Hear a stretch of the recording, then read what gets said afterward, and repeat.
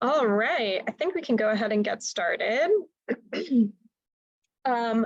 So first we'll just introduce ourselves. I'll start since I'm already talking. My name is Jules Good. I use they, them pronouns, and I'm the programs coordinator at ASAN, and I am joined by my colleague, AJ.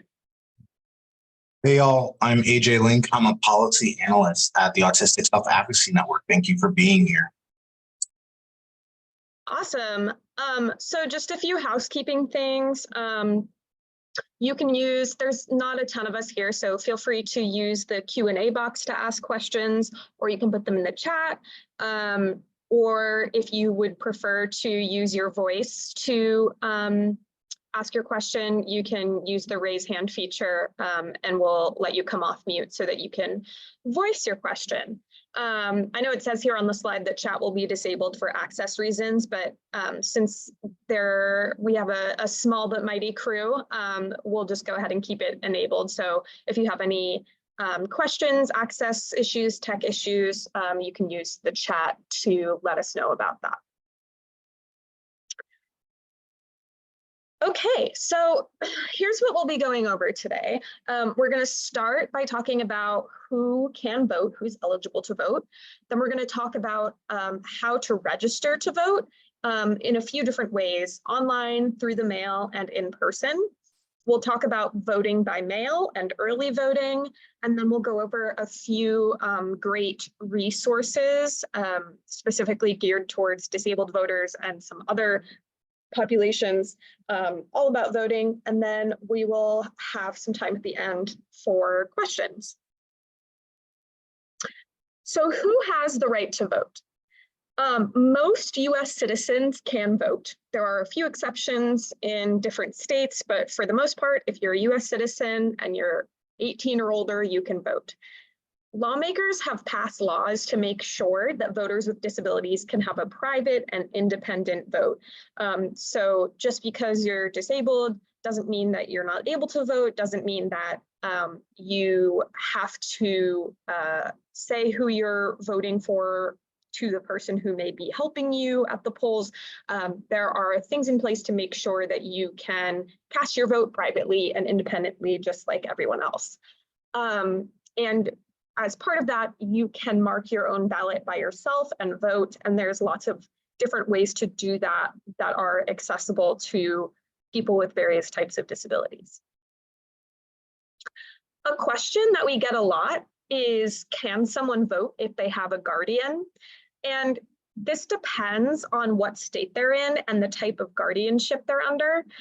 So having a guardian means that for someone who usually people who have an intellectual developmental disability or any other disabilities that people think impact decision-making, they may be placed under a guardianship, which means that their right to make decisions by themselves is taken away.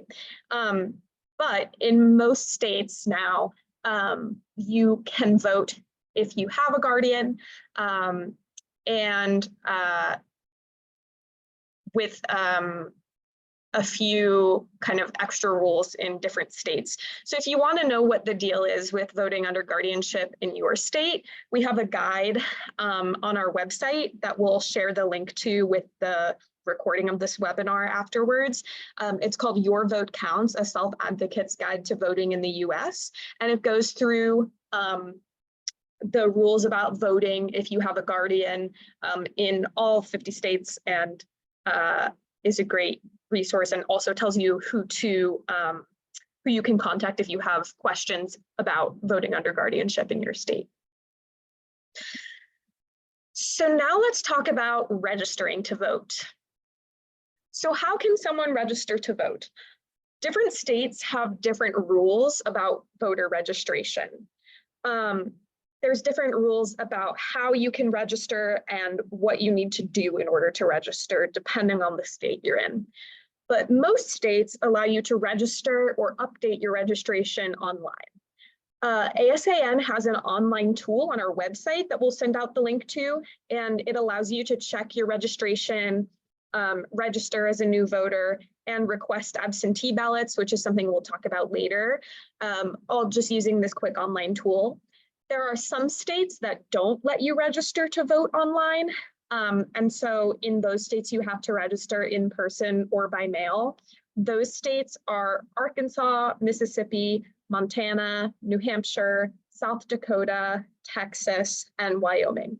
So the online tool won't work if you're a voter in those states, but otherwise you can use the online tool to register or update your registration.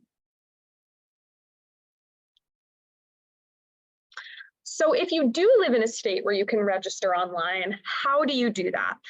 So you can either use the tool that's on our website, or another way is to go through vote.gov.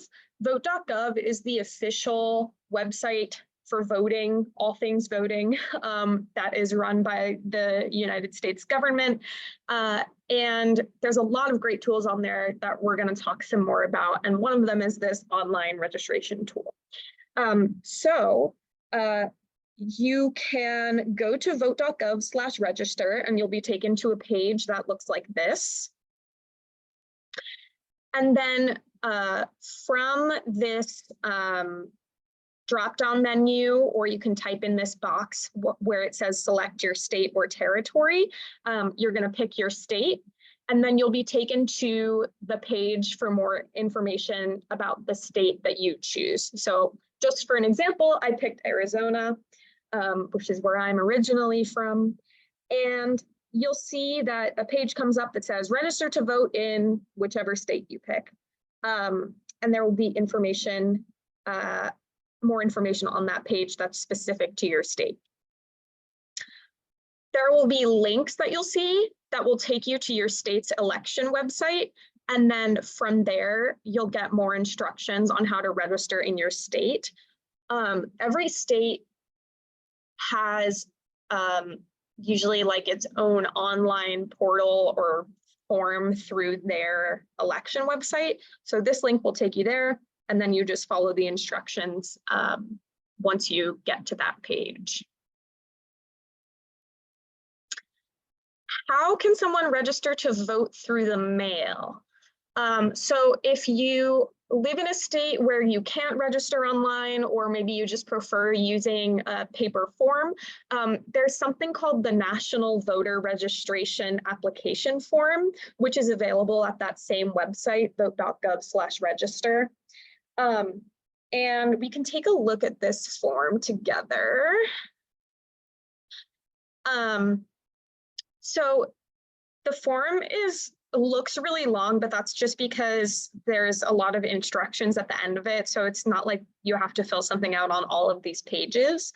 But the form gives you instructions on kind of what all of the boxes on the form mean. And then you can see here, this is the actual part for you to fill out.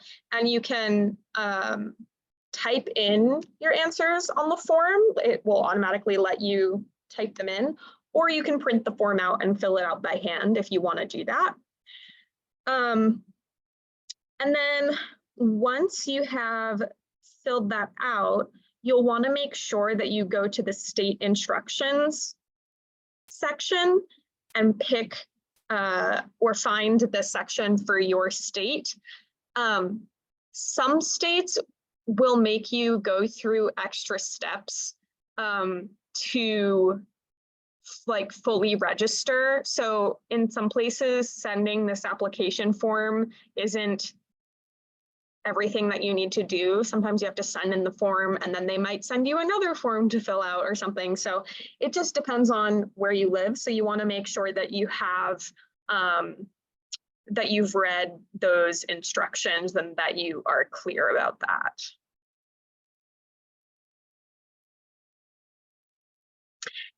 Another way that you can register to vote is in person, and you can do this no matter what state you live in. So every state allows you to register to vote in person if you're eligible to vote. Different states have different places where they let people register to vote. So depending on the state you're in, you might go to your local Motor Vehicles Administration or Department of Motor Vehicles or the DMV.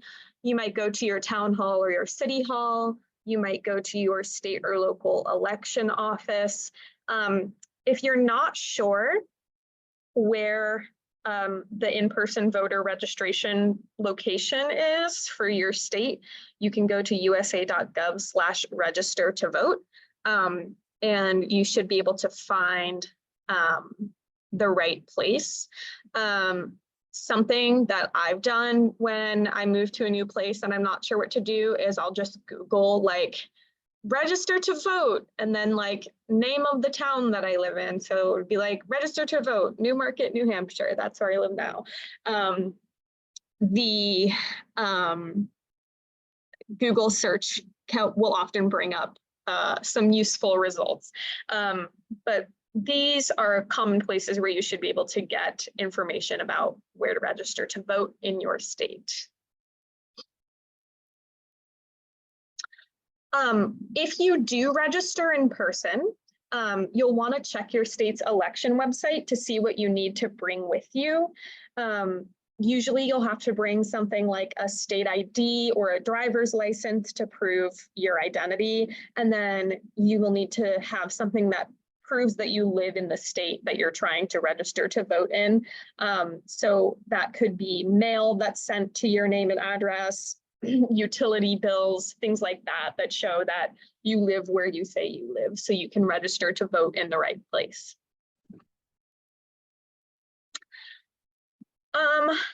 Hi, everyone. Thank you, Jules. Take it away.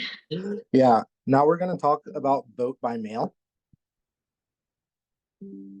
Next slide, please. Yeah, so voting by mail is when you mail your vote in for an election. Sometimes this is also called absentee voting. When you vote by mail, you do not have to go into a polling place to vote in person. A polling place is a physical building where people can go to vote in person. When you vote by mail, your state sends you your ballot in the mail and you mail it back. A ballot is on a piece of paper and that is how you vote. In some states, there are also places where you can drop off your ballot instead of mailing it back in.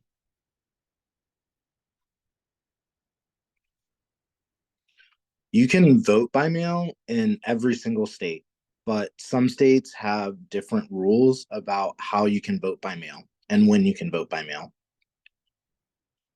In most states, you have to fill out a form to ask for a ballot. Jules talked about the form to register. There are similar forms to ask how you can vote by mail. In most states, anyone can vote by mail, but that is not true for all states.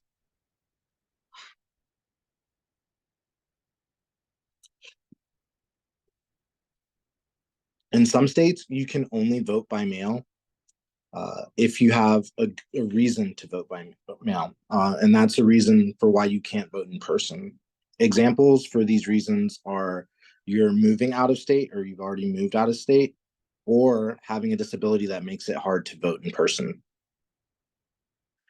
You need a reason to vote in these states: Indiana, Louisiana, Mississippi, South Carolina, Tennessee, and Texas. Now I'm going to talk a little bit about early voting, and I have to fix my audio, so give me just a second.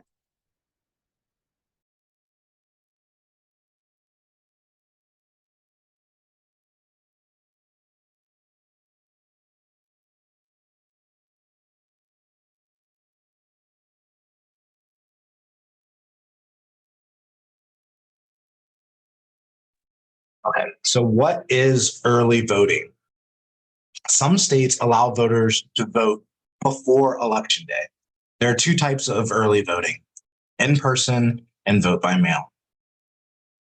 In person early voting means voters can go to a polling place to vote before Election Day.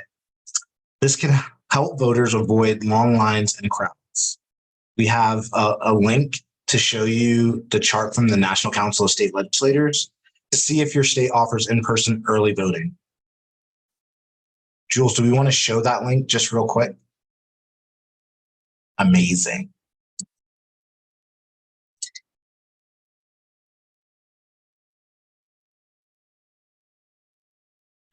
Yeah, so there's a map that shows where different types of early voting are available, and then you can scroll through this chart to find your state to get more specific instructions about early voting for the place you live. Thank you so much, Jules. So, and then the last point is early voting by mail means that voters can request a ballot and mail it before election day.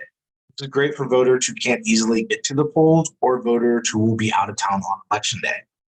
This is also really helpful when people have to vote or have to work on election day and don't want to have to miss work. A lot of people reimburse you. It's work to go vote. So now we're going to talk about deadlines for voter registration and requesting mail-in ballots. These deadlines are coming up fast. Don't wait, register and request your ballots as soon as possible. Go and check your voter registration. You can check it on vote.gov or vote.org to see if you're registered. And as you're checking to make sure that you're registered to vote, go ahead and request your ballots if you want to get a mail-in ballot or an absentee.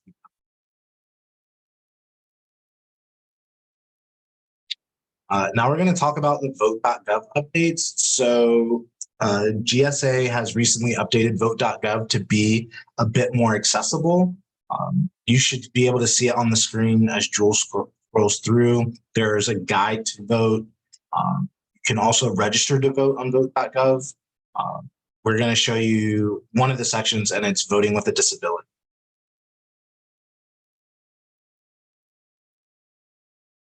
So the website talks about registering to vote and finding the best registration option for you as a person with disability. It talks about accommodations when voting. Jules talked a little bit earlier about how there are laws and protections to make sure that disabled people have equitable access to the ballot. You want to scroll down a little bit? It also talks about accommodations if you vote by mail or absentee. So just because you're not going in person doesn't mean that you may not need an accommodation, and it talks about that process as well. And then it gives more tips and resources for voters with disabilities.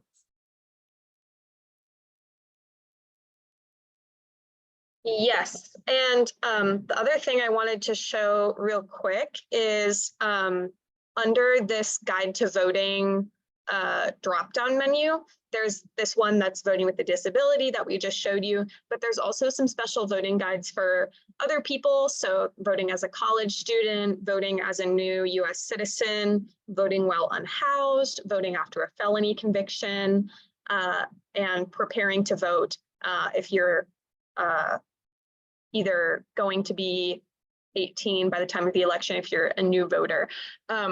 So if any of these guides apply to you or to someone you know, this is a great resource to get some of your questions answered if you're a voter in any of these situations. Yeah, Jules, can you go back to the vote.gov website? Yeah. Can you go to the register to vote link? Yeah, so this is what we were looking at the screenshots of earlier, but this is kind of the one-stop shop for figuring out registration information. Yeah, and then I just wanted to show someone, can we just show an example of what happens when you click through the drop-down menu? Like if you pick a state? Yeah, I know we did Arizona in the chat, but maybe we could show what happens. Let's pick Connecticut. So yeah, you can see I picked Connecticut. It has the information right here about the voter registration deadlines. So you can see in Connecticut, the online registration deadline is October 18th. Registering by mail has to be postmarked, so you have to have sent it by October 18th. In person, you have to have registered by election day. And there are some more resources here, but this link about how to register and update your registration will take you to Connecticut's election site. and then that will take you through steps to register through their system. Yes. And also, if you go back, Jules, and go down to the form filler, this is new right there. You can register by mail using the Votegov form filler, which is a new option to help people in terms of making sure they're doing all the requirements to register. Yes. Which And is if pretty you- cool. Yeah, it's super cool. And if you're somewhere where you have to print it to send it in, it will allow you to save the form or email it to yourself so that if you don't have access to a printer at the time you're filling it out, you can save it and print it out later. So if you have to take it to like the library or Staples or something, it makes it really easy to do that. Amazing. So thank you so much for coming to this presentation of getting out the vote. This is our first one. If you have any questions, feel free to reach out to us. You can visit our website. You can contact us on any of our socials. And we have some webinars coming up. We have 2 more coming up in October. As we get closer and closer to Election Day, we'll talk about accessible voting options and knowing your rights as a voter. And then in November, we'll talk about how to advocate for change in addition to voting, which is after you vote, what else can you do besides waiting to vote again, and ways that you can get involved and be a good advocate. Yes. Awesome. So yeah, if you are subscribed to our newsletter or if you follow us on social media, we'll be making announcements about when those webinars are. So stay tuned for that. But for now, we will